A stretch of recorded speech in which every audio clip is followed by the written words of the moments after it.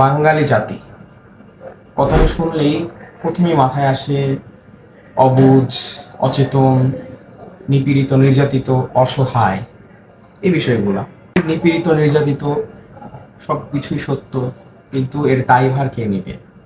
একজন মানুষ নিপীড়িত, নির্যাতিত হচ্ছে, অন্য আরেকজন মানুষই করছে, সে কোনো অনেক বিশেষ কেউ না। মানুষ মানুষকে নিপীড়িত, নির্যাতিত করছে, সেই স্কোপটা কে করে দিচ্ছে? তাকে সুযোগটা কে দিচ্ছে? অতএব আমি বোঝাতে যাচ্ছি, এর দায়বদ্ধ আমি, এর দায়বদ্ধ আপনি। তো দেশটা স্বাধীন হওয়ার পর থেকে এই দেশে আপনি বলতে পারবেন একবার আপনার বুকে হাত দিয়ে যে দুর্নীতি হয়নি, অন্যায় হয়নি, অবিচার হয়নি, বৈষম্য হয়নি? দুর্নীতির মধ্যে এই দেশ প্রথম, এই দেশের মানুষেরা প্রথম। নিজে যখন ক্ষমতাধারী হবে, যাদের কাছে ক্ষমতা থাকবে না, তাদের সামনে আঙ্গুল দিয়ে, চোখ দিয়ে পাওয়ার দেখানো, গলাবাজি করা এই দেশের মানুষের সাধারণ বৈশিষ্ট্য। সে অনেক বড় কিছু হয়ে গেছে, সে নিজেকে মনে করে, সেই দুনিয়াকে মনে করে যে এই দুনিয়া তার। এতটাই সে অহংকারী হয়ে ওঠে। এই দেশের মানুষের বৈশিষ্ট্য এগুলো। এই দেশের মানুষের বহির্ভূত কোনো জাতির কথা বলতেছি না। এই বৈশিষ্ট্য নিয়ে যদি আমরা নিজেদেরকে অসহায়, নিপীড়িত, নির্যাতিত বলি, তাহলে এটা আমাদের কাম্য। 1757 সালের 23শে জুন পলাশির যুদ্ধের ব্যর্থতার পরে 190 বছর আমরা ব্রিটিশ দ্বারা প্রায় 200 বছর শাসিত হলাম। 1947 সালে পাকিস্তানের একটা প্রদেশ হিসেবে যখন পূর্ব পূর্ব পাকিস্তান প্রতিষ্ঠিত হলো, যেটা বর্তমান সময় বাংলাদেশ, 24 বছর আমরা নির্যাতিত, নিপীড়িত হলাম। স্কোপ কে করে দিয়েছে? সুযোগ কে দিয়েছে? আমরা দিয়েছি।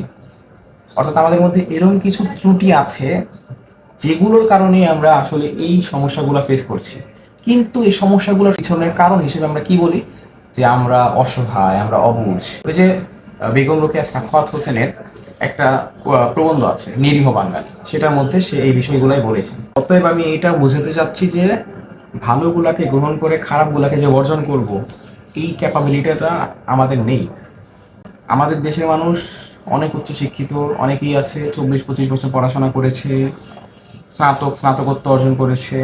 তারা অবশ্যই উচ্চ শিক্ষা গ্রহণ করেছে, তারা যা করেছে সেগুলো কিন্তু একটা বিষয়, ওই বিষয় নিয়ে তারা পড়াশোনা করেছে, কিন্তু তারা এটা ভাবেনি যে তারা কি পড়তেছে। তাদের তাদেরকে যে বিষয়গুলো পড়ানো হচ্ছে, বা তাদেরকে যা মানে এক কথা বললে গেলানো হচ্ছে, তারা তা গিলছে, হজম করছে, কিন্তু ওইটা শুধুমাত্র কাজে আসছে একটা নির্দিষ্ট সময়ের জন্য, বা তাদের কর্মজীবনে সেটা কাজে আসবে। অর্থাৎ এই শিক্ষা ব্যবস্থাটা এরকম যে এই বিষয়বস্তুগুলা আপনার জীবনে একটা নির্দিষ্ট সময় বা আপনার কর্মজীবনে এটা কাজে লাগবে। এই শিক্ষা আপনাকে সেই গ্যারান্টি দিচ্ছে না যে এই শিক্ষা মাধ্যমে যে অর্জিত জ্ঞান আছে সেটাকে আপনি কাজে লাগিয়ে বিভিন্ন বা আপনার জীবনের প্রতিটি ক্ষেত্রে কাজে লাগাতে পারবেন। এটার কোনো নিশ্চয়তা নাই, এবং এটা সত্য, আপনি বিশ্বাস করেন আর না করেন।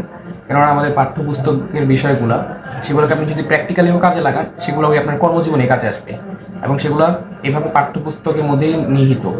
আর পাঠ্যপুস্তকের গুলাকেই যখন আপনি প্র্যাকটিক্যালি কাজে লাগাবেন, সেগুলোও ওই একটা নির্দিষ্ট সেক্টরের জন্য। কিন্তু আপনি যে প্রতিটা ক্ষেত্রে বা আপনি মানুষের মতো মানুষ হবেন, এই বর্তমান শিক্ষা ব্যবস্থা এটা আপনাকে গ্যারান্টি দেয় নাই। বলেন যে আমি বিদ্রোহী কবি কাজী নজরুল ইসলাম হব এই শিক্ষা ব্যবস্থায় পড়াশোনা করে, আপনি হতে পারবেন না। আপনি যদি বলেন আমি বিশ্বকবি রবীন্দ্রনাথ ঠাকুর হব, আমি রবি ঠাকুর হব, আপনি হতে পারবেন না।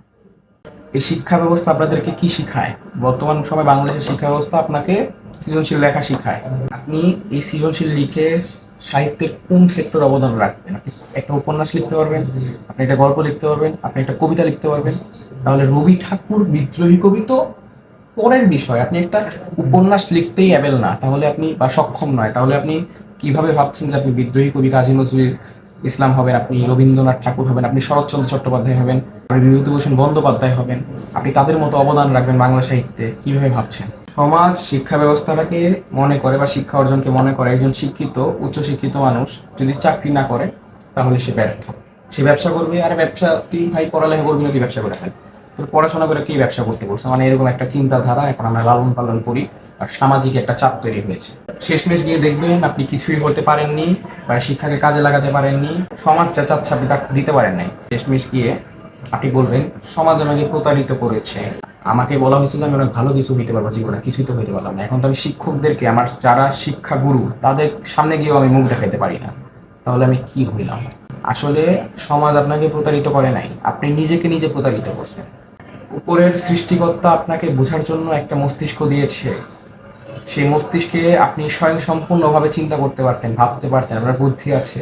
কারণ সেও মানুষ, আমিও মানুষ। হয়তোবা সে আমার থেকে একটু বয়সও বড়, তার অভিজ্ঞতা আছে, কিন্তু আপনারও তো ভাবার একটা মস্তিষ্ক আছে যে আপনি ভাবতে পারবেন কিছু একটা হইলেও। কেন আপনি তাদের কথা শুনতে গেলেন? এখন শেষে এসে তাদের দোষ দিচ্ছেন, ভাই কেন ভাই সমাজ এরকম। আপনাকে তো অ্যাওয়্যার করেছে, অনেক সাধারণ মানুষ এসেও আপনাকে অ্যাওয়্যার করছে যে ভাই সমাজের কথা শুনেন না, নিজে যা হইতে চান তাই হন, নিজেরটা দেখেন এবং যেটা ন্যায়, যেটা ন্যায্য সেটা দেখেন। আপনি তো সেই সময় শুনলেন না।